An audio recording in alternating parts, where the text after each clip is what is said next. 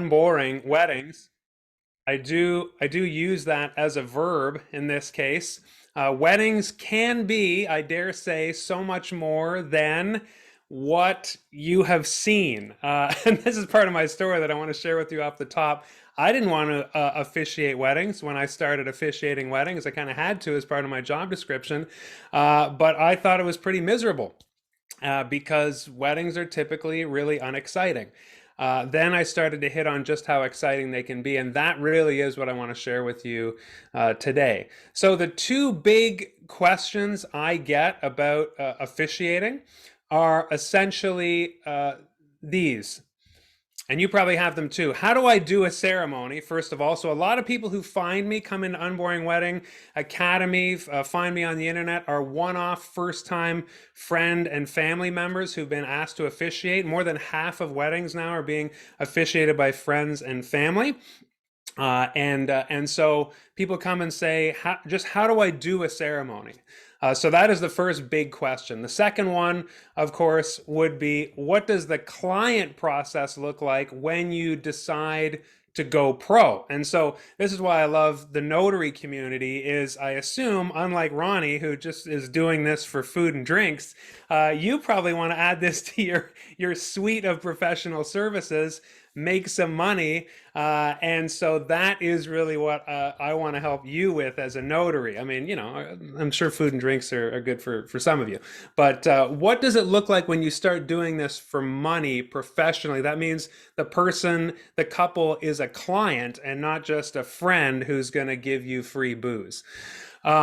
The big benefit to doing weddings, of course, let's be honest. I mean, one thing that I love about weddings is the networking. Every time you do a large wedding, 100 people, 200 people or so, it is that there's people in the room and you get to know people. There's other clients potentially sitting there, the vendors, the venues that you get to officiate at. You make so many connections being an officiant, the quote minister at the wedding, and it's just good old-fashioned networking. People get to know your name, and lots of exchanges of services might happen. You become pretty well known. You can become well known in the city after doing this for a few years because of the kind of people you officiate for. So the big benefit is that, but also, let's face it, it's to increase your revenue if you are a notary and making business.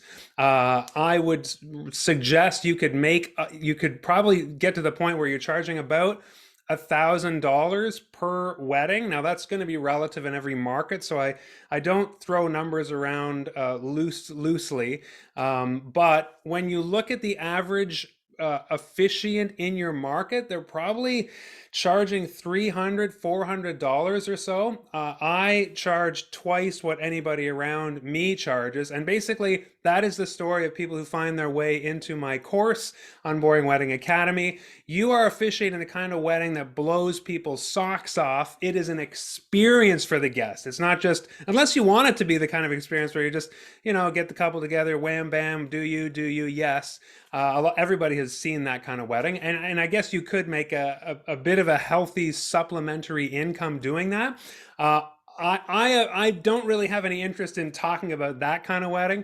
I love blowing people away. Now you can do lesser ceremonies, smaller, simpler ceremonies if you want, but it's easier to kind of learn how to blow people away and put on an incredible experience for everybody and then scale it back, as opposed to getting caught in the trap of doing meh ceremonies, so-so ceremony. Once you get stuck in that, it's hard to get out. So the big benefit of doing weddings is increasing your revenue.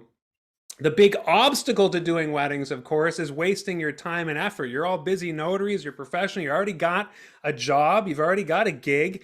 And I suspect that a lot of you are saying, well, I want to dip my toe into weddings, but I don't want to, sully my brand, screw up my brand. I don't want to waste time spinning my wheels trying to figure out how to do weddings. That is really what I want to do today, is leave you with some really actionable steps.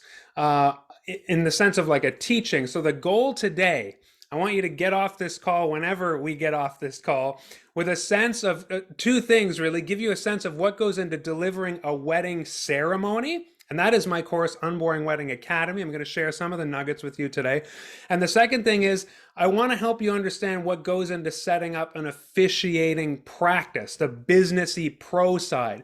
This is what happened in my evolution of course creation. First, I created a course just how to knock people's socks off, melt their faces, blow them away. Room full of guests, and they all leave going, "That was the best ceremony we've ever seen. Your couple are gushing." That is the level I'd like to share with you. And the second thing, though, is the people who joined the first course started saying, "Well, Mark, how do I get clients now?" And so by popular demand, I created Unboring Wedding Pro, the second course, which deals with all the businessy side. So that's kind of, I want to take you through an overview, give you a sense of how to deliver the ceremony from my first course, kind of bare bones skeleton teaching. And then the second thing about you're a notary, you know what to do for your notary business. What does it mean to run an officiating practice? So I'd love to take you through that with the time I have. So a little bit about how I started, how Unboring Wedding was born.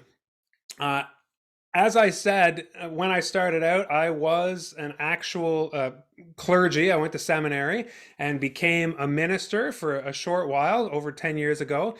And then it became part of my job description to officiate weddings. And I always hoped, oh dear God, please let nobody ask me to do their wedding. But sure enough, a couple people, "Mark, you're the minister, will you marry us?" And I did the wedding, and I asked around other ministers, or the minister handbook, how do you do a wedding?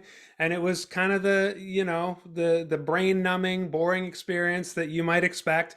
And I just hated doing them. And then I got cold called by an officiating company that said, "Hey, you're a minister. You seem to have a bit of a personality. We're looking at expanding into Toronto, where I lived. Would you like to officiate weddings?" And I was like, "Oh, absolutely not. No, no, thank you. You can't pay me enough." But one thing that they told me was, "Wait, well, we agree with you. Weddings kind of suck unless you tell the couple's story, make it personal, make it really fun." And then I was like, "Okay, wait a minute. That's my jam." I didn't know weddings could be like that. I didn't even think that was a possibility. So I cut my teeth with this company. They said, "Well, yeah, sit down with the couple, get to know them, personalize it, tell a bit of their story, make it fun, and that kind of thing." The great thing about that, yes, they took 50% of the take. So if you join a wedding officiant company, they're typically going to take half of what the couple pays. So I knew the couples were paying $800 for this service. I was only seeing $400 of that. This is why I love to train people directly and teach you how to set up your own business so that you can take home 100% of the pay. To me, it's just not worth working for an officiating company. But the great thing that I experienced from this company, not just the fact that they introduced me to the idea of an exciting wedding, because I'd never seen one in my life, I'd never done one in my life, was I got to do impromptu market research in the sense of couples would sit in front of me. The company would pair me with a couple. So great, they're sitting in front of me, and I would just ask them, "What kind of ceremony do you want?" And they would say, "Please, just for the love of God, not boring. Just please, we don't want to bore." And I noticed couple after couple, they want to get married, but they don't want their wedding. Basically, is what the situation was. And so I started to realize that, okay, wait, couples, 10 years ago, millennials, they don't want the run-of-the-mill boring ceremony. They want something more personal, something fun. And all the market research about weddings is leaning in this direction. Weddings are an experience for a couple. A couple puts on an experience for their friends, essentially. All the research says couples want an experience. So I believe that the ceremony should fit into that. It should be an experience for the guests. The experience doesn't have to start after they go up the aisle and then the fun starts. Then you have the lemonade station and the pony rides or whatever. There's all kinds of crazy things at weddings, right? The fun should start at the ceremony. And so I got to learn what couples wanted, what they liked, and then do a ceremony and then the rave reviews of what they loved. I got to test that out working for the company. And then I developed a system because I started getting requested by name. People would phone the company and say, "We want Mark to officiate our wedding." And I was getting so booked. Again, this was just my side hustle. I was a minister, so I didn't actually want to be doing weddings, but suddenly I was getting busy. And I had to develop a system that would allow me to develop basically the same level of quality for every couple. Like they want I had to know that I could deliver. So I essentially had to McDonald'size my service, tell the same kind of consistent story for every couple, and provide the same level of service in terms of the meetings. And I don't want to be all up in a couple's business for hours and hours. I don't want them all up in mine. So what's the perfect balance? I developed a system, and basically that's how Unboring Wedding was born. I left the company, went out on my own, and I was really in full control of the system and the style that I developed. And here's the good news: Unboring Wedding, I do what I teach and I teach what I do. So everything that I do every single weekend in wedding season in Canada, nobody gets married in February because it's minus whatever here, but the wedding season is basically from May to October. So 6 full months. I'm booked solid in 2022 already. And what I do with those couples is what I teach in my course and vice versa. And that's what I want to share with you today, give you that overview of the process that I take my clients through. And that's why I say take lots of notes, and what it's like to create the kind of ceremony that can get you to the top in a crowded market. This is the big thing about wasting time and energy. I'm part of wedding officiant groups on Facebook and stuff, and everybody starts out and says there's 100 officiants in my city. They all charge $250. Some charge 200. Then somebody comes in and says, I'll do yours for 150 and 170. It sounds like an auction going in the wrong direction sometimes for doing a wedding. We don't want that. You don't have to do that. There's a way to actually float to the top the opposite direction, because couples are looking for a great experience. And when you know that and start leaning in that direction, you can leave all that worry and time wasting and spinning wheels behind, okay? So here is basically, I'm mindful of the time, 5 steps to creating and delivering a wedding ceremony. And this is the ceremony part. So that first question I mentioned, how do I do a ceremony? I want to take you through basically the bare bones of Unboring Wedding Academy.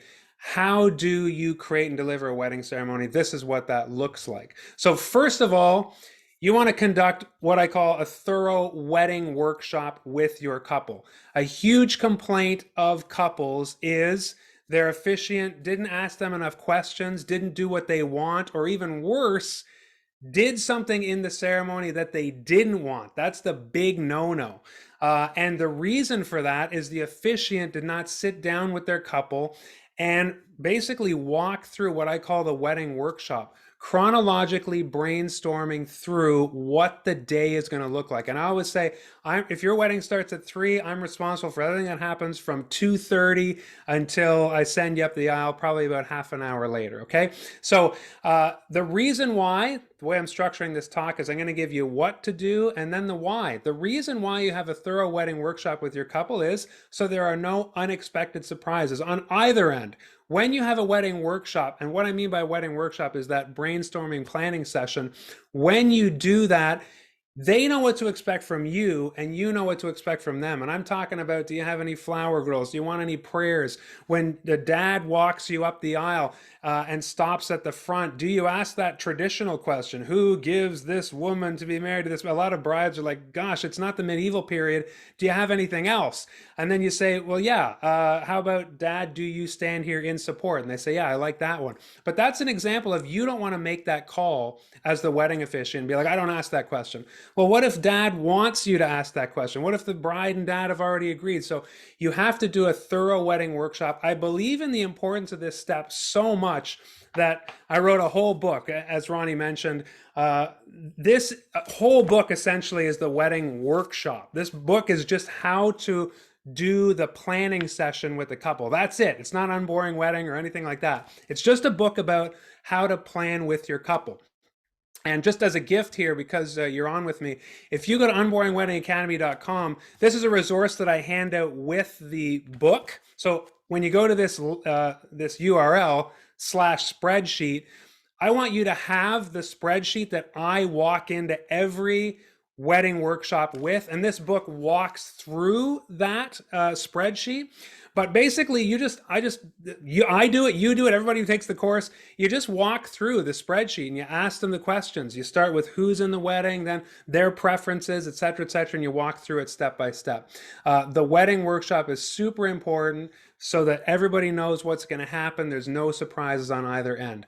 The second thing you're going to do then is send them their wedding script. So you come out of that meeting with a spreadsheet. Well, you're not going to send your couple a spreadsheet. So what you do is you take all that raw data and turn it into what I say to the couple looks more like a movie script. So you write the times and who's lined up at the beginning. Okay, so it's at 10 minutes to the hour, you're going to corral all the groomsmen, and then at 5:02 you're lined up in the everything they told you in the workshop. You turn it into a very readable, chronological, step by step. When you get to the front with dad, I'm going to ask you this question, and then you're going to stand in front of me and you're going to give your flowers to the maid of honor, all that kind of stuff. They're going to tell you all that as you work through the spreadsheet.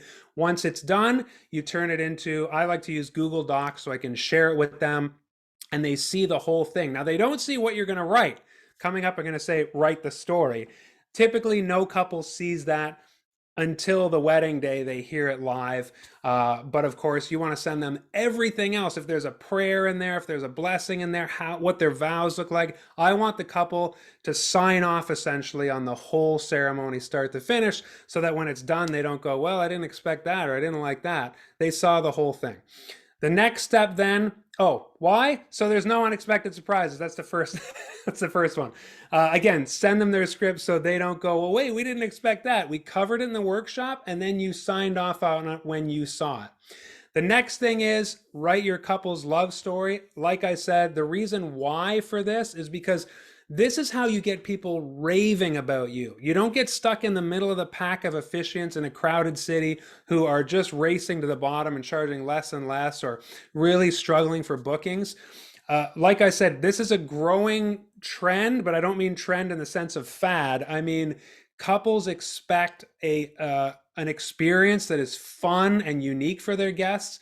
When you have everybody in the room eating out of the palm of your hand because you're telling their love story, you get known for that. I've had caterers coming out of the kitchen like ants because they hear all the laughing and they're like listening and they start laughing along. And it's so awesome when you have the whole room engaged in the couple's story like this. So you'll want to do that. You want to send them a survey. This is part of the system that I teach in Unboring Wedding Academy. You send them 3 concise questions. I do. How did you meet? What was your first date like? And tell me about the proposal. That is the magic formula. At the beginning, when I worked for this company, they just said, write their story. So I'd ask the couple, tell me some cool memories. And then you never knew what you're going to get. Is it going to be funny? Is it going to be boring? When you ask each half of the couple separately, tell me about when you met. Sometimes it's a smoky bar. Usually it's Tinder, frankly. Tinder's doing a great job getting people married. And then, sometimes it's at a vacation. Sometimes it's at school. Then what was the first date like? That's super awkward or beautiful or a bit of both. And then what was the proposal like, which is always a wild story.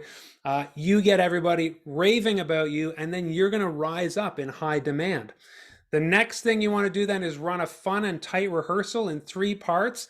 Why a rehearsal? This is controversial. Some people say, why do I really need a rehearsal? Some officiants say don't have a rehearsal. Some officiants add a lot of money if there's going to be a rehearsal and they're kind of hoping they don't have one. Here's the reason why I think you need to have a rehearsal. It's because you earn everyone's trust for the wedding day at the rehearsal. This is the huge thing. For all the gains you get for not having a rehearsal, getting everybody in the room the day before usually and saying, we are team wedding couple, and having a great time. You're in command. It's only like half an hour. You're ordering people around, but you're laughing, you're having fun, you're working out the kinks.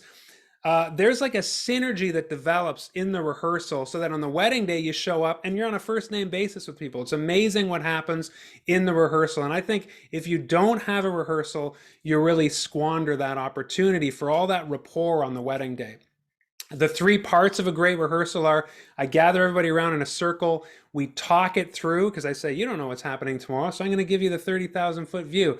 First, we're going to line up at the back, then you walk in, then this, then that happens really briefly. Then we go and we walk it through, and I always say it's a hot mess. It's a disaster. Everyone looks like nobody knows where to stand, how to walk. We all iron that out. And then we do it again a second time really quick. Everybody knows what they're going to do. They're impressed. Wow, that took 4 minutes the second time, and we're amazing. That's it. Then I say, see you tomorrow, everybody. Usually end with a big applause and a cheer. It's super fun. And like I say, the kind of the currency you get with the wedding couple, because they're seeing you in action now with everybody they love. I just think anything you gain from not having a rehearsal is eclipsed by having one, and what a great time that can be. And then after that, you show up at the wedding and you deploy what I call the Unboring Secret. Essentially, everyone is a nervous mess at the wedding on the wedding day. You don't have to be that way because you got your script all printed out. You're just ready to stand there and read a killer story. You've met everyone the day before. There's no reason for you to be nervous. The irony is, you're the one who does all the talking and the officiant should be the most nervous person in the room, but typically when you have all your T's crossed and I's dotted, you just have to stand there and read a great script. I love the feeling every weekend that I do this of knowing I'm going to be making everybody laugh and cry out there. And I've already done all the work. I'm not winging it. I'm standing up there with my binder and I'm reading. The Unboring Secret, I'll just tell you what it is right now. It's you're talking to the guests throughout the whole ceremony. And what I mean by that is a lot of weddings, the officiant talks to the couple the whole time. So looking back, just talking to them, waving their finger at them, telling them what love is, what marriage is, what they need to do. The style and the system that I teach is you get up there, you give opening remarks to the guests right off the bat. Maybe the couple's not even in the room yet. You tell them to turn off their phones. You say, we're going to have a great time. Then when the processional happens, the couple standing in front of you, you still talk to the guests. You say, here they are. They're here to get married. I want to tell you their story. And you're telling the guests the couple's story, and they're standing right there. It's so voyeuristic, but that's what makes it work. Everybody loves laughing at the couple, hearing about their first date. They're laughing at their guests hearing it. And so, I don't know, I hit on this by accident a few years ago when I realized I'm just going to talk to the 100 people instead of the 2. And man, now that is the secret ingredient. You cut the tension. Everyone's so tense, but you talk to the guests right away. They relax. You're being personable, and you will stand out in everybody's mind. I don't think anybody knows overtly why when they leave a wedding of this style. They go, why did I feel so included when usually I feel like I'm watching the wedding through like an aquarium or at a zoo? And that's the reason why. The officiant is talking to the guests. It's really, really unique. So that it was how to put together a ceremony, very 30,000 foot view of how to go from, well, where do I start with the couple, the planning session to the wedding day, and those are the 5 steps. Now, this is what it's like to go pro. I want to answer the other question. What does the client process look like? So really quick, 8 steps to going pro and what it's like to have a wedding officiating practice to land clients, and how do you, once you get a client on the line, and you guys are notaries, so you know this, how do you sign the client? How do you get them to want to work with you? Well, the first thing is create your brand. Not going to spend too much time here. You're already notaries. You likely have a brand, and so you would just want to think, if my brand is Jenny Smith Notary, do I want to say Jenny Smith Weddings? I do believe it's a good idea, though, to distinguish yourself as having a wedding service, maybe as a separate page on a website or that kind of thing. So you want to not go too far from your notary brand already, but of course, why should you have a brand? You likely know this. Your brand is, I love this, this is from Canvas free training. The brand is the promise you're making to your customer. And so your brand will start to stand the test of time as reviews come in, as people have an impression. Now, wherever I officiate in the whole province of New Brunswick, everybody calls me the unboring guy. They have a certain expectation from that. It carries a certain weight. You get there too with your brand when you create it. And of course, that's the colors, that's the fonts, that's the slogans, but it's ultimately the level of service you provide. So that's the first thing. The second thing, to start getting clients and break into the wedding industry, because it's really scary and opaque, and you look at planners and look at these venues and you say, how do I crack into that ivory tower of weddingness. First, this is where I teach in my pro course, make a rack card, not a business card. Now, whenever we start our businesses, we get business cards, and then that makes it legit because we have a pack of business cards. What is a rack card? Well, when you go on vacation and you go to the hotel lobby, you look, those doors slide open, and right there is a whole bunch of rack cards of every experience you can have while you're there: the spa, the whitewater rafting, the jungle cruise, the massage, whatever it is. It's on rack cards, not business cards. You pick up the rack card and you start reading about the experience. That's what you want as a wedding officiant.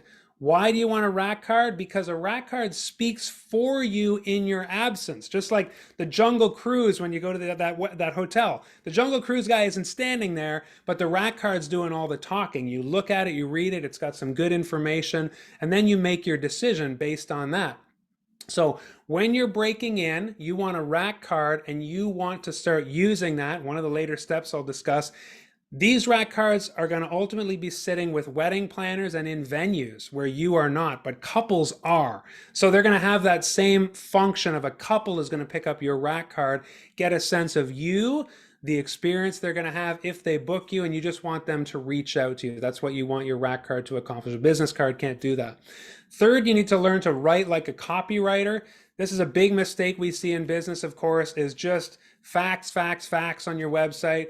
Somebody lands on your website, it's just a bunch of facts.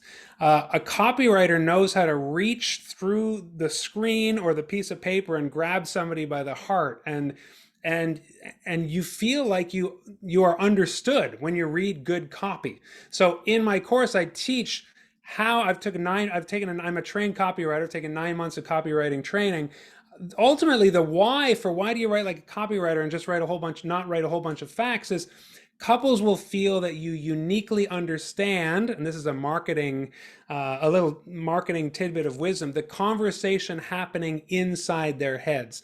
So a couple, if you think of a whole bunch of rack cards and one of them is full of facts and another one says, is this the kind of ceremony you want? Do you want a ceremony that is fun and engaging and thrills all your guests and makes you feel like $1,000,000? That's the one you're going to call, because the couple's going to say, okay, this person is offering me, they know what I'm thinking, they know what I want. That's an example of the kind of connection you can make with good copy. So you want that kind of writing wherever you market your business, whether it's an Instagram post, whether it's a website, a rack card. You don't want to just make it a vanity project full of facts about you. Copywriting has a strategy of identifying their pain point, identifying their aspiration, and making them feel understood. And then you offer your solution, you offer testimonials. There is a formula to writing like a copywriter. So if you're starting out, don't just wing it. Find some good copywriting resources about how to communicate what it is you do as a wedding professional. Fourth, get a web page or a website. The reason why is a web page establishes your credibility in the wedding industry. Couples and fellow vendors always check to see if you have a website. Sure, you might want that social presence and stuff like that, but a website is a place for you to put, and this is really important, your packages and your pricing, the different things you offer. So you're going to want to think about that next. This is a bit of a process because ultimately you can offer a variety of packages, but what you want to do is make sure you're providing what you want and what the customer wants. And here's what I mean by that. I don't like doing elopements. I like the big show. I like that everybody's a nervous wreck, 250 people biting their nails off. I get up there and I blow them away. I don't like standing under a tree with 2 people and their witnesses and just doing a ceremony. So it took me a while to admit that to myself. And then, of course, I've met colleagues that hate the big weddings and love the marriage under a tree thing. And so I encourage you to think about, which one do you like? Which ones do you want to offer? For example, I do elopements sometimes if the couple asks me nicely enough, but I'll only do them like Monday to Thursday. When I was starting with Unboring Wedding, I would just book anything wherever I could. So I'd book a quick elopement for $200 under a tree on a Saturday at 4 o'clock. Then, sure enough, a couple would come along, look at my website, and try to book me for an $800 huge wedding, and I was already booked for under the tree, $200. So I had to realize, wait a minute, I'm not going to step on my own feet like that. You've got to figure out what kind of things do you want to provide, and how do you want to set your prices. I get asked a lot, Mark, how should I start with my prices? And here's what I advise. Look around in your market, find the average. So look at about 10 officiants in your area, find the average price and start there. Don't think, oh, I'm new at this, I've never done a wedding, I need to start at $100. First of all, you're devaluing your brand right out of the gate. You don't want to do that. Second of all, that will create bad blood with your fellow officiants. You want to show up with a great rapport with your fellow officiants. You don't want to, as I mentioned before, I'm going to undercut all my fellow officiants and officiate for $100. That's not, no one's going to feel good about you when you do that. So you got to be careful how you come in. So start in at the average. And then this leads to the next step. Gather wedding reviews and wedding photos as you officiate. Never let a couple go by without first, after you officiate, send them an email a few days later. Hey, I'd love if you could just reflect on your experience really briefly. You'll get a review from a couple, another positive review. As you gather those positive reviews, that is your street cred, your social proof. And you're going to want to do the same thing with photographers. You're going to want to reach out to every photographer who is shooting the wedding that you officiate. So talk to them before, or usually they're really busy after, but it's good to reach out to them. In the wedding workshop, I always ask, who's taking your pictures? And then I touch base with them on Instagram or something like that. So I have their contact info. And after the wedding, I'll say, hey, did you happen to get a shot of me officiating for these two? I'd love if I could use it. It's always their copyrighted material. So you want to ask them, can I use it? Can I tag you? They'll give you the parameters, but most photographers say, absolutely. I mean, that's what I'm doing behind me on this wall, right? This is my proof of couples having a great time splashed all over my website. And I want people to see the kind of experience that they can have if they choose me. So reviews and photos allow you to slowly start raising your prices. You start at that average, and then you start doing really great, and it grows and grows, and you can start setting your prices higher and higher. I still raise my price $100 every year. And so I've just been doing that because I'm already booked for 2022. So 2023, if a couple wants to book me, I'm just rising my prices every year, because every single year I get more 5-star reviews, more photos of me in action, and it's just that snowball effect. The second, we get 2 more here. The 7th thing, the really important thing, once you got those things in place, you know how to write, you got a rack card, you got a bit of a website, you know what kind of service you want to provide, you're ready to get out there and start talking to couples. Well, you want to prepare your chemistry check. And what I mean by chemistry check is I always advise sitting down and meeting a couple in person before you book them. This again is about expectations, and I see in these little wedding officiant groups I'm a part of on Facebook, people starting out saying, I got stood up, or oh my gosh, my wedding couple ghosted me, or no one's going to do that if you have sat down with them first. No one's going to not pay you if you have the proper checks in place. So the chemistry check is what I call it with the couple. I say, let's sit down for a coffee somewhere for what I call a chemistry check. During the age of COVID, it's been Zoom, unfortunately, but it fulfills the same purpose. I want them to know what they're going to get when they book me. And frankly, I want to meet them a little bit. The purpose of this chemistry check is essentially it's the pitch that you'll give your couples, and it'll give you a really high closing rate. So when a couple meets me at the coffee shop and sits down with me, and I am ready to take them through. It really is. I'm controlling the conversation in the sense of I don't want it to be like an awkward first date. Like, well, hey, how's it going? And I sit down with a strategy. And this is what I teach in my pro course. Ask them, congrats, you're getting married. Give me the vision for your day. They'll tell you everything they imagine. It's a big wedding. It's at this barn venue. This is going to happen. That's going to happen. You'll start to get a vision, and they'll start to share it with you. Then I always say, do you have any questions for me?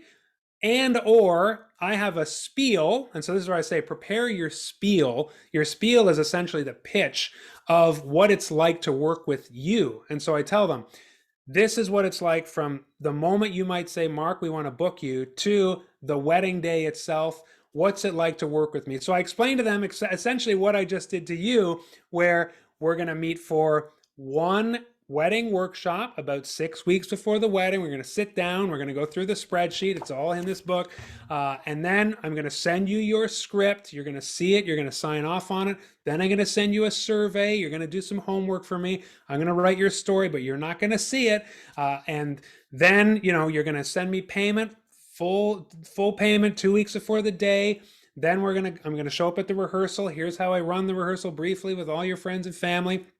Then on the wedding day, I'm going to show up early. I'm going to talk to your DJ, talk to you, et cetera, et cetera. So it's a bit of like an 8 to 10 minute spiel, but my closing rate is like 99.9%, because by the time somebody has decided to sit down with you and they hear how well organized you are, how you're going to put together their dream experience of a wedding ceremony, they're probably not going to walk away from that and not book you. So sometimes they book me right there at the table of the cafe. Other times they say, great, we'll get back to you. And I say, yep, take some time. I'll reach back out to you. But you want to prepare that chemistry check. A lot of officiants say, well, what do I do when I get a couple that actually reaches out? This should be the first step, is let's meet for a coffee. Don't, and man, I know it's more expedient to just send them a PDF of a sample ceremony and then ask them, well, what do you think? Do you want to hire me?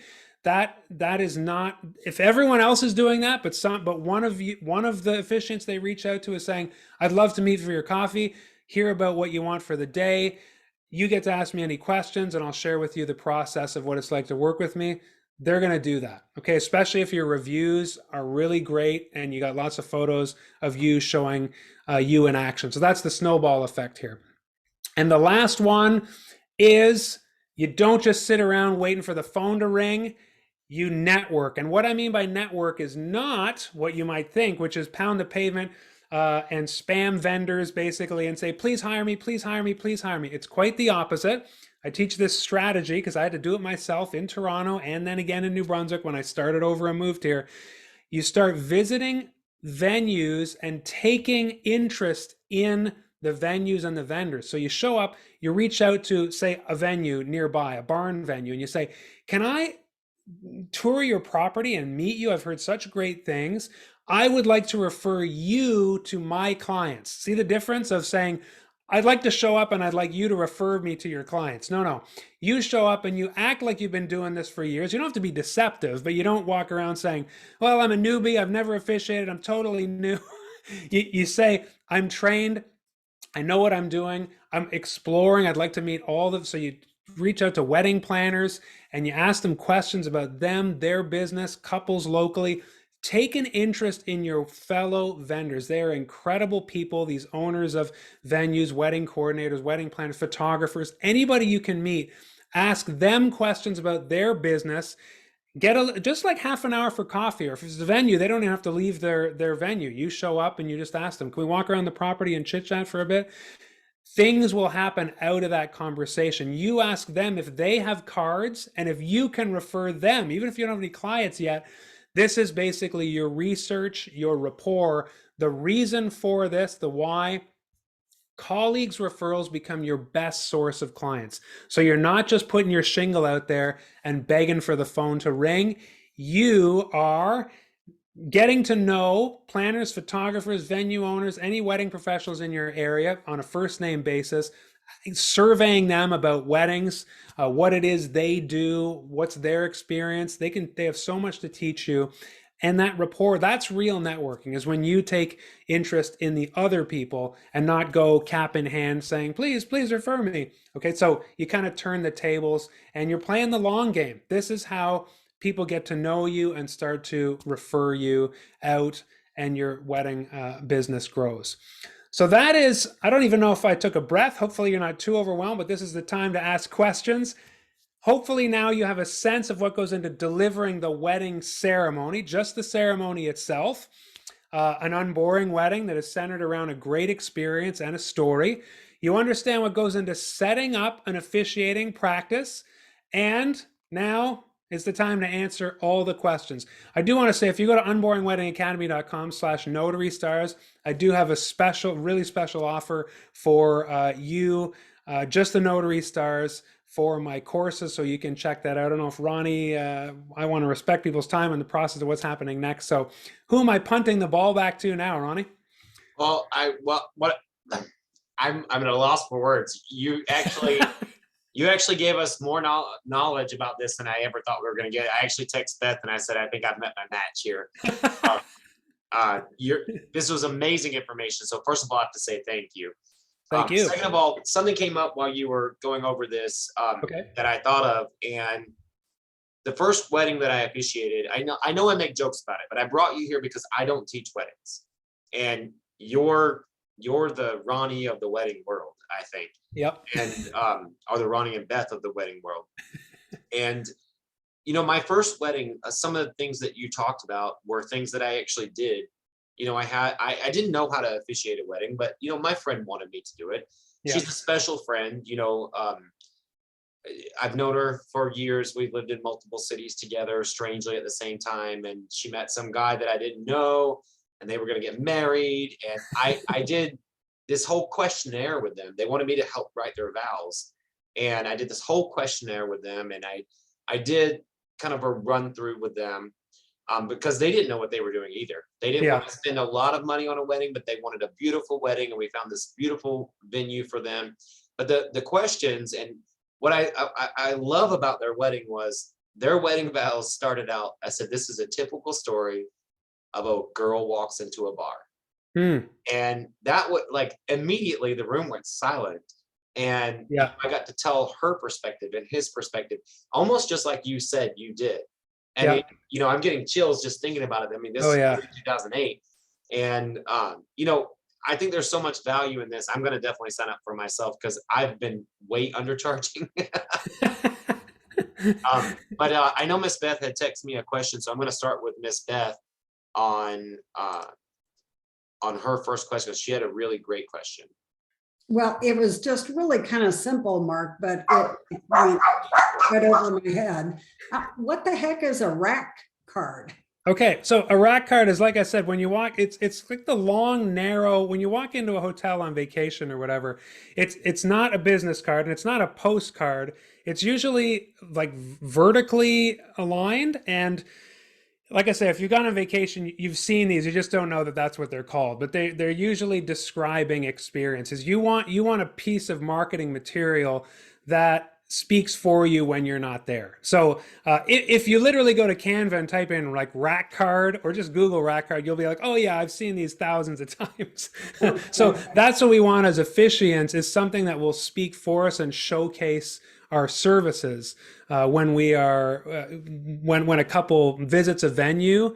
And for me, I go around to hotels and stuff, and all these venues that I've worked for, they just give a couple my rack card, and a couple, it's got some of my services on it and that kind of, lots of photos of me in action, things that a business card could never accomplish.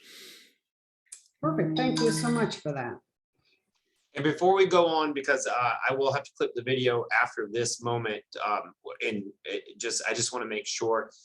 So you have a special offer up on the screen. I put it out in the chat as well. We do post this for our YouTube channel for up to 7 days after it's being watched, and then it all becomes exclusive to only our members, which are about 2,000. Do you want to make that exclusive for a certain amount of time for the special, or do you want to let it for anybody who watches the video or anybody who becomes a member in the future? Yeah, I mean, I'm happy to make this available to Notary Stars, I mean, without any limitation. Okay. So that's why I created a special link there for, and you can visit that right now. Basically what it is the breakdown of both courses. I'm offering a bundle. So basically Unboring Wedding Academy is half price, $297. But if you want to bundle Academy and Pro, Usually those would be $10.97 even discounted, but I'm making them available to you for $5.97. So that's like both courses for essentially the price of just one regular. And just as a thank you for people who are still here, I see there's 53 people here.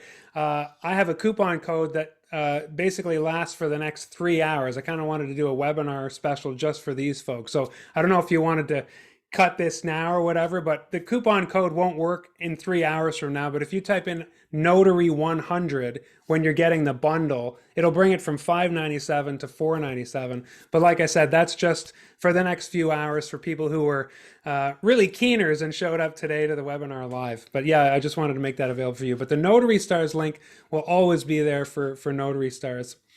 Perfect. We appreciate that. And I did just repost before we go on to answer Mr. Andrew Moore's question.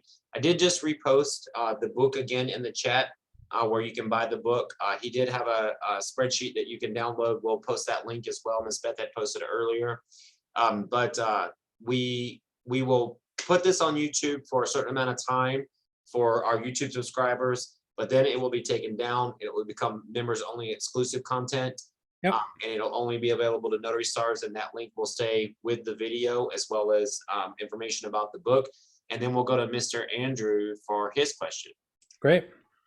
Well, Ronnie, thank you so much for having Mark here. This is I was just totally blown away here. This is so cool. I'm going to go to your website, Mark, and just get, I guess, the majority of my content. So I won't waste people's time, but I did have two quick questions. Yeah. So just making sure I understand, your part of the ceremony is the vows and the story and, creating that experience. How long does that usually last? Is that like just 30 minutes, 20 minutes? Because yeah, so you got the wedding, you got the ceremony. It's a great question. So a full ceremony, typically the average is 25 minutes. 95% of my couples just opt for the processional happens, they're in front of you, you tell the story. That's 10 to 12 minutes of just you talking. The structure, of course, is tell their story. I also send them on the survey what they love about each other, so that gets them laughing and crying. Then I do a little, ask the guests as well. I asked the couple, send me a few email addresses of people I can ask about you. So that's kind of the icing on the cake, is I also read out what friends and family have sent me. So that 10 to 12 minutes is their story, what they love about each other, and what friends and family love about them. Then typically I just say today's significant because they're about to make promises. Let's get to the rest. So vow exchange, ring exchange. Some couples say, can you say a blessing? Can you say a prayer? Some couples ask somebody to come and read. But after that, in Canada, we do the signing right in the ceremony as well. I know Americans are like, what? But it's really fun when so you pronounce them, they kiss, and then we say, we're going to go sign the papers. There's a table right there. And I always tell the couple, make a fun song. Come on, we're not done. Everybody keeps their seats, but we sign right in front of everybody. I know notaries would probably get a tingle over that. And then we come back to the center because we've signed the papers right there. And then I just give some closing remarks on what's happening next. The bar is open. Have a great night. Party with these two. Get everybody on their feet. Stand with me now. I present to you for the very first time, Mr. and Mrs. And then the big song comes on and out they go. That's about 25 minutes max, including that signing in the ceremony. I always tell the couple in the wedding workshop, you can add whatever you want. Sometimes we have the breaking of the glass. Sometimes there's a hand fasting or shot skis or, all kinds of things that you can add. But if you just stick with that, the classic ceremony, I call it, it's 25 minutes of super high energy. Okay, I'm going to go to your website and probably spend the rest of the night just scouring that thing. So thank you so much. You said you had two questions. Fantastic presentation. Okay, thanks. Well, yeah, the first one was, were you doing the vows, and then how long the segment was? Okay, I see. Yeah, yeah. I guess I'll ask one more as I'm leaving the stage, which is, do you work a lot with wedding planners then? Is that kind of like a big network for you, the wedding planner? Is that where you get a lot of leads? Yeah. Once you break into the wedding planners and they see how much couples love you and the response, then yeah, they're happy to refer you. That's what I'm hearing a lot from people who take the course. Wedding planners, couples typically find planners first, and they ask their planners, all the questions. So if you're in with a couple planners and they say, well, do you have your officiant yet? Oh, yeah. Okay. Well, you definitely want Andrew, that kind of thing. Then you're good to go. So planners become a huge resource. And whenever some couples, you know, in the wedding workshop, I say, who's your planner? And they say, we don't have one. It's just me. I'm always like, oh, okay. It just doesn't go well without a planner. So the opposite, if a couple 6 weeks before their ceremony doesn't have a planner, I say, I would recommend you get just a day planner. Day planners aren't that expensive, but you need a human being with a clipboard, trust me. And so you can return the favor sometimes. Say, listen, Stacy is awesome, that kind of thing. So this is how wedding vendors, I mean, it just becomes a really fun community of everybody knowing each other, referring each other. It's really great. Thank you so much. Thanks, Ronnie. Thanks for letting me. So guys, I just want to remind you, I do not teach about weddings. I'm actually going to be signing up for this course. I always say I put my money where my mouth is. I never, you can call Mark 2 days from now and you'll see that I bought the course as well. I am not the person that you're going to call 2 days from now and ask questions. So we have Mark here for this presentation. So if you have a question, no matter how big or small that is, you know that Notary Stars is a loving, supportive place. If you have a question, do not be afraid to raise your hand at this moment and let us know that you have a question, because come next Tuesday, I'm going to tell you to call him and you have him here now. So remember, I'm going to be taking the course with you and learning this. So Ronnie, there are notaries in some of our states who are authorized to perform weddings or solemnize weddings just by the fact that they're notary public. And then some of the others in other states will have to become a minister. And where do they go for that? That's a really great question. I'm going to let Mark answer that question. Oh, well, I don't deal with the legal stuff usually ever. So because there are people, as you said in the introduction, all over the world taking this course. I mean, in England, there are people in the UK who take this course, but they're not allowed to do any sort of legalization. Most of the people, I'll just say anecdotally, most of the people who take my course and then want to go pro in the States, it's super easy. In Canada, it's awful. My fellow Canadians reach out to me and say, how can I do this as a profession? And I say, you can't, because in Canada, you have to be an ordained minister or like a clergy person or a judge or a lawyer. And that just is a super bummer.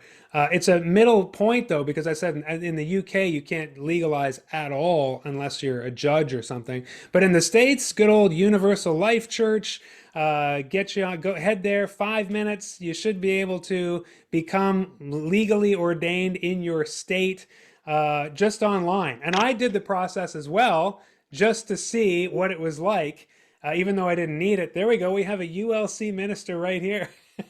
And so most states recognize the Universal Life Church. If you get that credentialing, you are ordained. It's just part of religious freedom.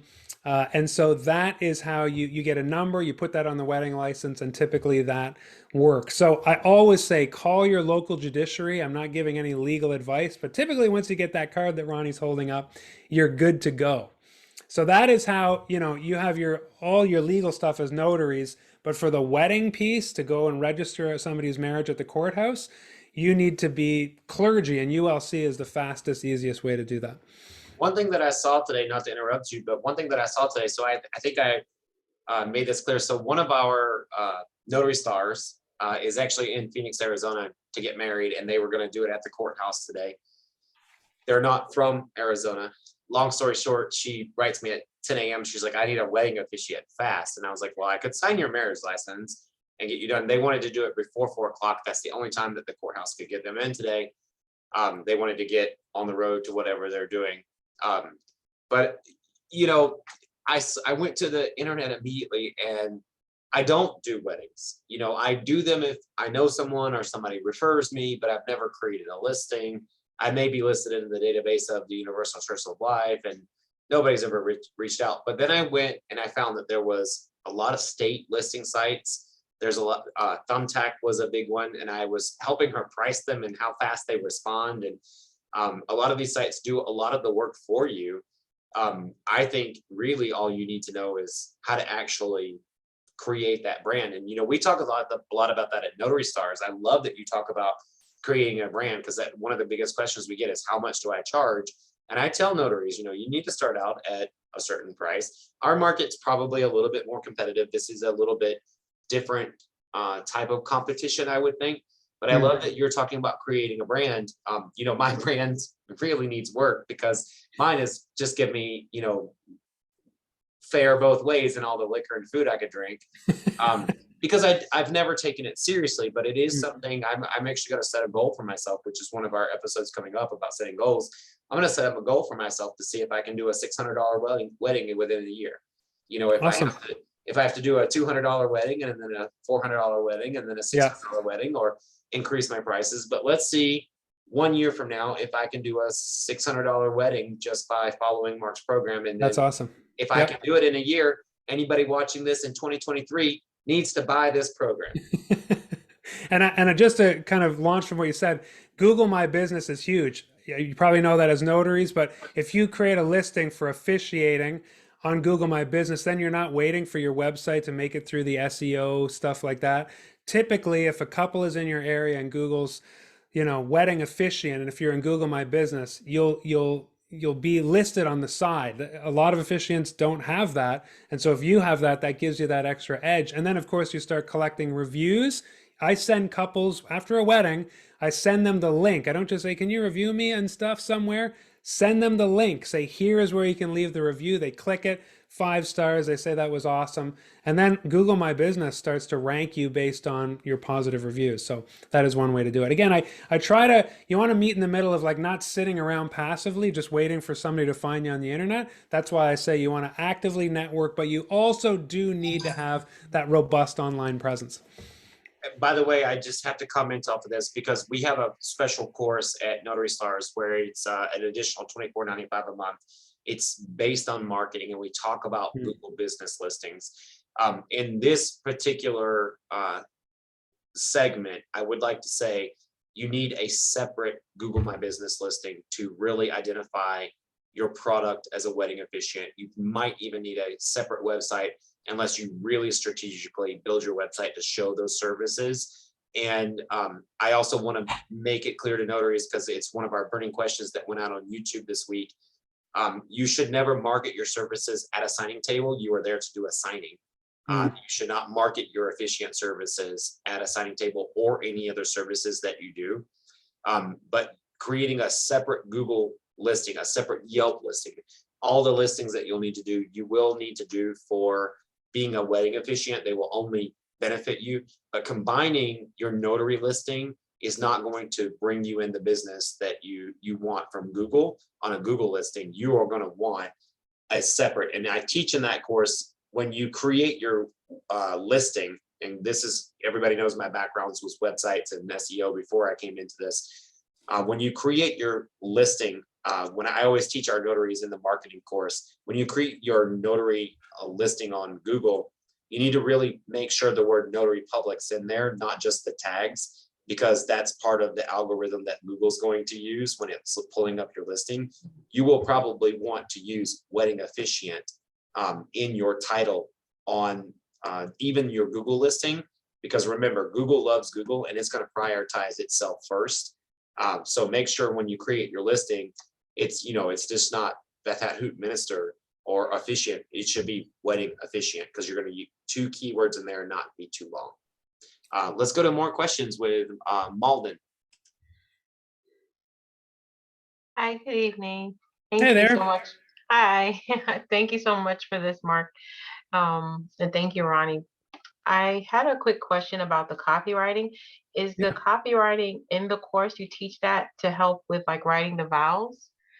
So the copywriting really doesn't have anything to do with the vows. The copywriting has to do with how to, as Ronnie was saying, market yourself. So I'm a student of Ray Edwards. I don't know if you've heard of him, kind of legendary copywriter. So the copywriting talks about, it's more the marketing. Now, vows, I will tell you, I basically use the same vows in almost every wedding. So in the wedding workshop, I asked the couple, how do you want to say your vows? There's three ways to say them. You can repeat after me line by line. A lot of couples choose that. I'd say maybe like 20% of couples choose the repeat after me, maybe 25. Some of the couples, then I'll say, do you want to just say, I do? I read you the big long question and you just say, I do. So do you, blah, blah, blah, blah, blah, as long as you live? I do. So the other half will choose that. And then I'll say the other ways you can write and read your own. And I just tell them, I just give them guidance. For writing and reading your own vows, it's basically, I will always, etc., etc. I commit to, etc., etc. I promise to, blah, blah, blah. Like your vows don't have to be sweet poetry like William Shakespeare sonnets, because it's just making promises to each other. So, I tell them that, and 90% of the couples are just fine with whatever I put in the script. Again, as I said, I send them their script after the wedding workshop, and they see the vows too. So if they tell me, yeah, Mark, we want to just repeat after you, I put them in there. Now the course comes with a menu of vows, like 10 or 12 vows from traditional to religious, that kind of thing. But I would say don't overthink the vows, because I've been doing this for years and essentially using the same set of vows that I love. Contemporary language, not too flowery, no these and thous. And most couples are just thrilled with it. So copywriting is about how to market yourself and your business.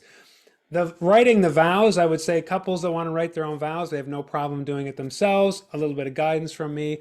Or I just put the vows that I like in the script that comes with the course. And I'm telling you, 90% of the couples are like, we love them. That's great. So I've never had to really even think about the vow part for any of my weddings. Does that answer your question? Yes, I couldn't unmute. Yes, thank you so much. Okay, great. So, Mr. Mark, one thing that I want to say because of the vows question that came up, and everybody knows I'm a talker and I have an opinion. uh, one thing that I want to let everybody know is you may be sitting out there thinking, I don't know if I can talk in front of people. And I just want to remind you all as notaries, yes, you can. You go to your jobs every day and you talk to someone that you don't know. Multiplying that times 500 does not make you any less capable. Actually, weddings are a lot less complicated than you might think than actually a notary assignment. If you miss a signature at a loan assignment, you can possibly lose your commission. If you make a mistake at a wedding, people usually laugh, and they're not laughing at you; they're laughing with you. Yeah. It's not as terrifying as you might think. And no matter who you are, no matter what you look like, no matter what, when you create a brand, as Mark talked about, when you give somebody a service, they're not thinking about you. The whole experience is on the couple that's getting married. They don't really care what you look like. In fact, if I could go back and take back the mistress that I had from my wedding, I probably wouldn't have chosen my friend who I officiated her wedding. She became the officiant at our wedding. She looks like Marilyn Monroe and bought a dress that outdid both of our tuxedos. And all I got after the wedding was, your mistress was so beautiful. And I thought, but what about us? I lost 18 pounds to get in this tuxedo. So don't worry about those things. And I've heard all of these things. And I know that's why some people sign up and then they didn't come, or they don't want to do weddings. And I hope that they'll watch this secretly later, because I know the biggest drawback for notaries is to think, I can't do that. And the truth of the matter is, yes, you can. This is something that you're putting the focus on two other people. And if you do misstep in something that you say, it's easily laughed off. I'm sure that you can find a way to say, and just like in your loan signings, it doesn't matter if you're signing one person, two people, or three people. I mean, loan signing can be max 6 people sometimes, or 500 people or less. You shouldn't be nervous about something that you can actually do. And I think this is a great crossover and a great way to make extra money. And I've learned so much, and I can't wait to sign up. Oh, we'll go to Mr. Laverne.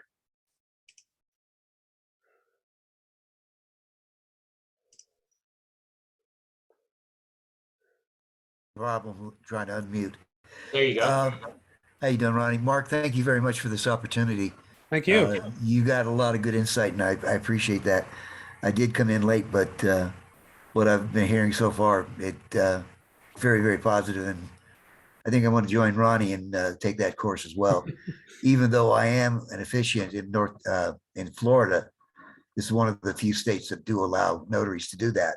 Hmm.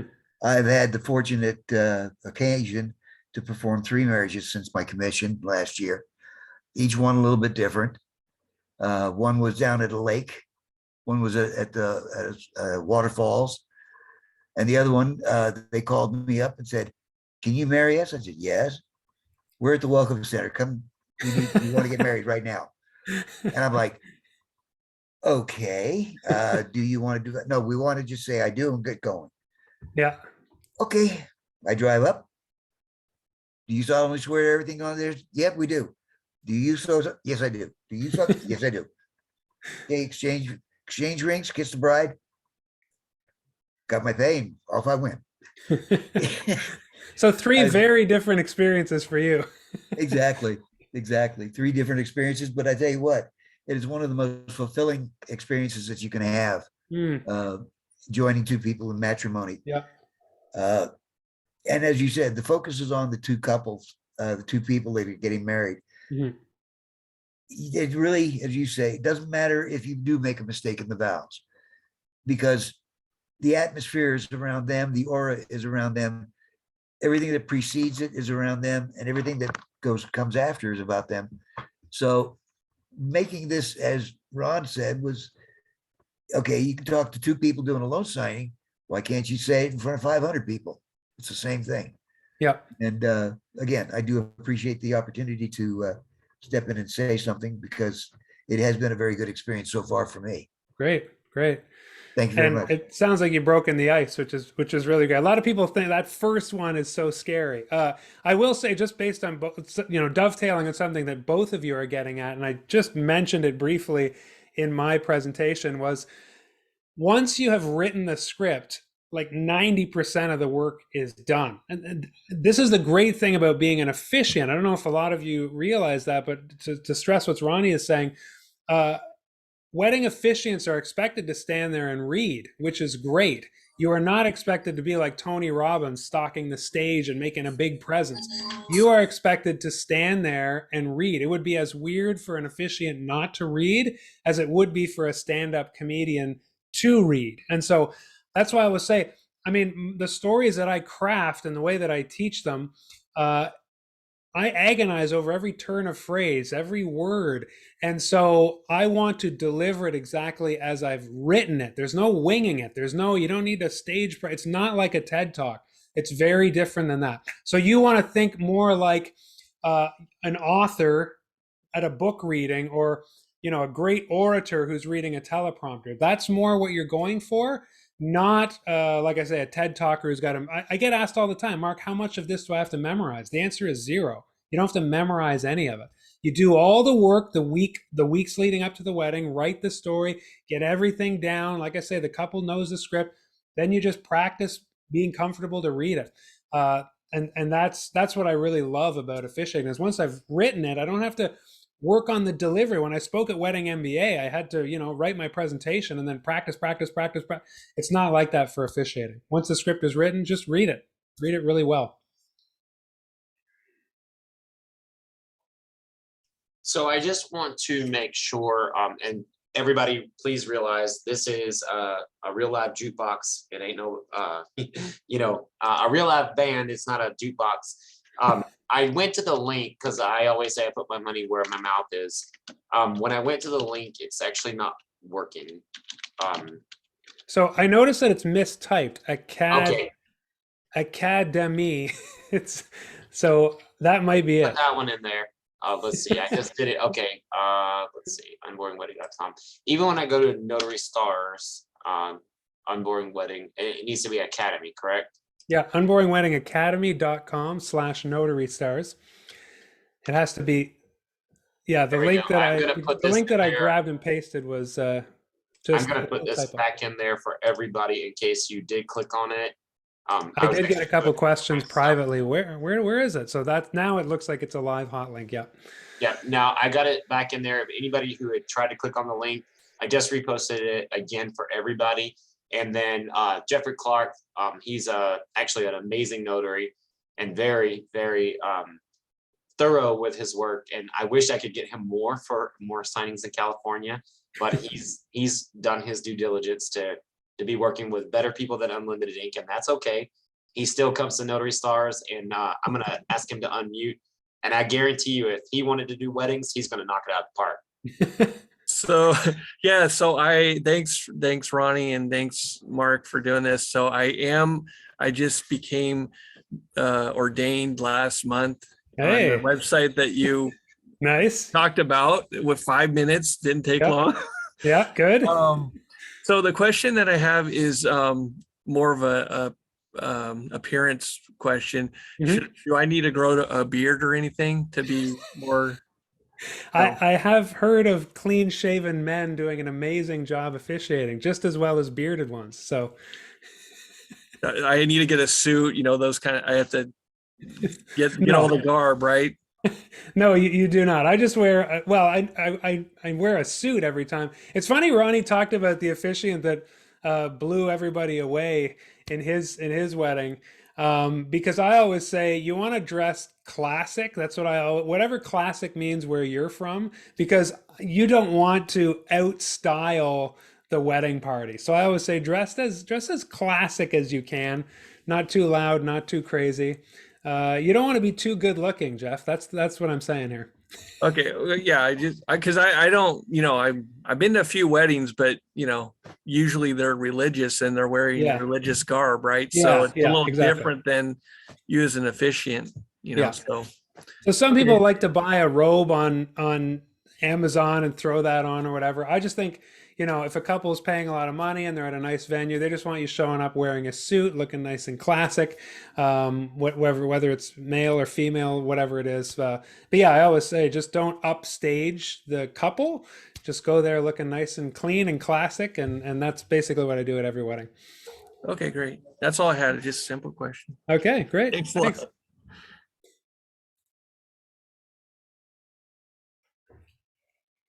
All right, I'm still entering in my information because I'm going to prove to everybody that I have purchased this course. We have another question from Miss Beth McCauley to come up to the stage. Hi, good afternoon. I just want to understand the outstanding, you articulated this so well. Thank you. I Thank you. look forward to participating. I didn't understand the second component of the training. First question is, and I'll look it up, can you be a wedding officiant in California? I guess I can Google that as a notary. And number two is the second component of your training. What was the second part that was the higher cost? What do you get out of that? Oh, I see. So the first Unboring Wedding Academy is my first course, and that only deals with how to do the ceremony itself. So basically, think about if you were just a friend or family member like Ronnie, who was just asked as a one-off to do it. You're not interested in the business side at all. How to articulate your pitch, how to find clients, all the businessy stuff, how to manage your client flow. You're not thinking like that. You're thinking, I've been asked to do one, and that's all I'm going to do. So Unboring Wedding Academy is how to create and deliver the ceremony. It's all about the ceremony, how to write it, how to tell the story, screen flow training, real time, how do I write the story, all my tips and tricks on that, how to do the rehearsal. It's basically the wedding part.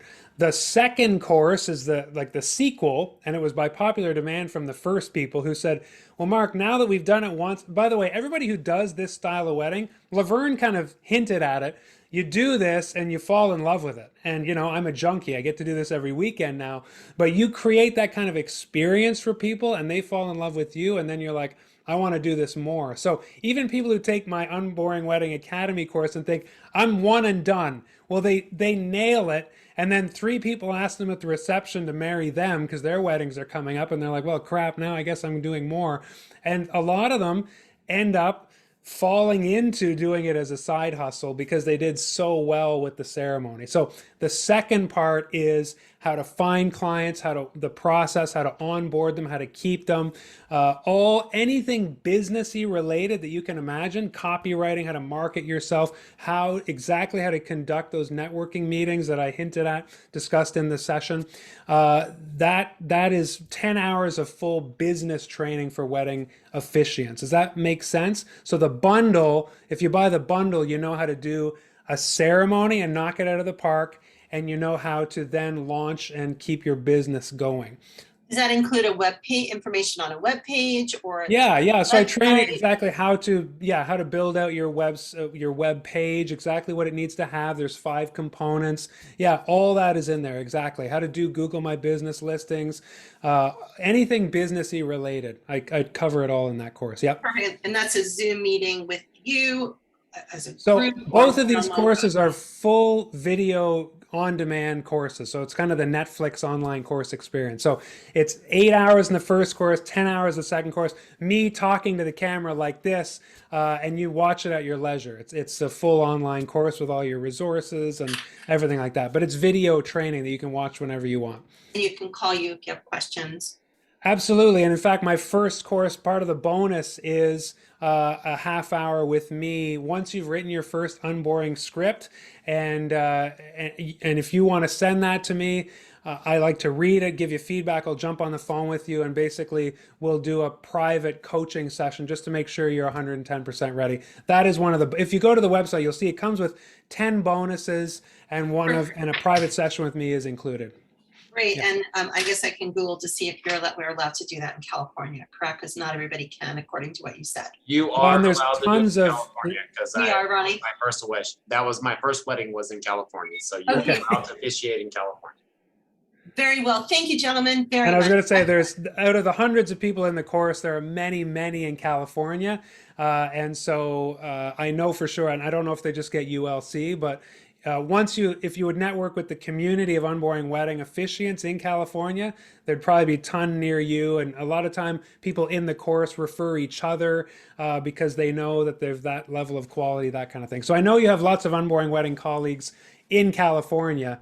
And I think probably most of them are just through Universal Life Church. But if you can do it as a notary, that's awesome too. So you're certified, right? And then you can do it in another state, or you're just specific guys like Ronnie and So my Universal Church of Life, as long as it's legal in the state for me to officiate a wedding, Yeah. You can officiate a wedding. And keep in mind that there, and correct me if I'm wrong, Mr. Mark, but you can officiate in a state and then they can take it back to another state and file it. You're just applying to be the officiant. You sign off on that. That state that it goes back to is what you're worried about when they file it. If you were, there may be a state that says you have to be a judge or a justice of the peace or something like that. But we can get into that information. And when I post this video, we will immediately begin research. Ms. Beth, please remind me to begin immediate research. We have a lot going on this month with boot camps and additional products, but I will get that done to make sure that you know. But I'm sure that you can officiate in California because I've done it. fabulous. Thank you very much. I appreciate No both. problem.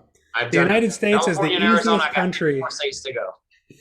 And the United States is the easiest country in the world to officiate a wedding. So it's fantastic. I know in Australia, they have to take like a couple months of courses. And so, yeah, I know that anybody who gets this finds a way to get legal in the States. It's pretty easy. Before we go to Laverne's last question, first of all, I want to thank you, Mark, for joining us tonight, giving us all this information. I know that this is we get questions every day on wedding officiants. We had like 55 people tune in at one point. I know on our YouTube channel, we'll get like lots of hits on this for the next couple of days. And then we'll have this in our members only training as additional services. And thank you for allowing us to use that link indefinitely. Thank you. This is a One privilege. thing is I'm going to do the $600 challenge with you. So I actually purchased the course and I want to show everybody because I always say I put my money where my mouth is. I don't put on anything on Notary Stars that I don't spend my hard-earned money on as well. So you can see the screen here. This is your thank you screen. It may be a different. Yeah, that's right. Is that what they're gonna see every time when they purchase? That is what they'll see. Yeah. Okay, so that is, and I'm looking how to unshare that screen now. Because I don't know how, I lost my little controls. Everybody give me a little second here. Let's see, Zoom, there we go. Unshare. So you're aiming to charge 600 for a wedding and just get that all back. I'm aiming to see if it's possible. And if it's not possible, it might not be you, it might be me. Because I run 2 companies. I have very limited time. I'm going to take your course seriously. It's something that I think, and I've joked about this. Go back and I'll give you a free membership to Notary Stars. And I talk about this in the live onboarding video where I talk about I only use my wedding officiant license for free parking and this, but let's see if I can do it. I mean, if anybody can do it, I can do it. Absolutely. You know, I have no problem talking in front of people in case anybody is in this group has any qualms about if I can talk in front of people, I can. I'll take the course. I'll see if I can market myself. I'll see what we can do. What I'd like to do is extend an invitation before we take our last question to you to come back in 6 months and in another 6 months. First of all, we'll do 6 months. You can do this again for anybody that was like, wow, I wish I would have attended that. And then another 6 months to do the Ronnie challenge. And let's see what I've learned in a year and what I've been able to do. And if I can make $600 off of a wedding, I will. And Yeah. you guys, everybody on this call knows how busy I am. You call the notary line if you work for Unlimited Ink. You know, 2 companies, really hard to manage. I've told you before, I've made a joke out of my ministry license because it started with my Officiant, Universal Church of Life, whatever you want to call it. I've made a joke out of it because I get free parking and I've never done it. So let's do a challenge. Let's make this all worth it. I'm going to take it seriously. I'm going to take the course. I just paid for it. I just showed you all of that. That's the checkout page. Anybody watching this will see that same checkout page. In a year, if I can make $600 off a wedding, anybody who watches this in 2023 better sign up for this course. I'm going to put that on your follow-up calendar, Ronnie. I am already all over it. I'm down to be back here in 6 months and 6 months after that. So I tell our Notary Stars, I never put any product on the website that I don't purchase myself. I like to show them that I purchased it. I told you that when we called you to interview and ask if you would do this. I never ask our Notary Stars to put anything in their debit card or credit card or anything unless I'll buy it too. And I was sold within the first 15 minutes. We were texting going, he's crushing it. I put it in the Facebook group too. Well, that's why I kept going on and off camera. I was like, Mark is crushing it. well, I have a hard time not spilling the beans. So I know maybe I did a little. I'm almost wondering, what are we gonna get in the course? You know, let's get to Mr. Laverne, and this will be the last question for tonight. Okay. Okay, you were talking about marketing your brand. Yeah. One of the things that I found when I built my website was because of the ability to perform weddings in North Dakota, in Florida, still thinking 5 years or 10 years ago.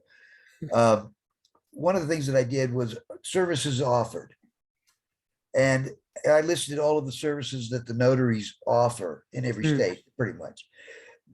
But the very first thing that was on the list was weddings. And that's how I got my leads. And that was all off of Google. People go, you know, notaries near me, wedding officiants near me. Yep. And right now my listing is number 2, right behind a notary company in Live Oak, which is 25 minutes down the road. But I took the advice long before you even suggested about marketing. And it has done me well so far. Yep. So, Yep. something to think about as everybody is looking at doing this.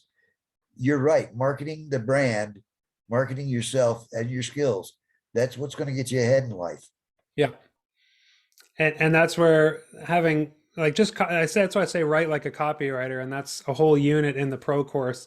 You don't want to just, you know, throw facts up about yourself.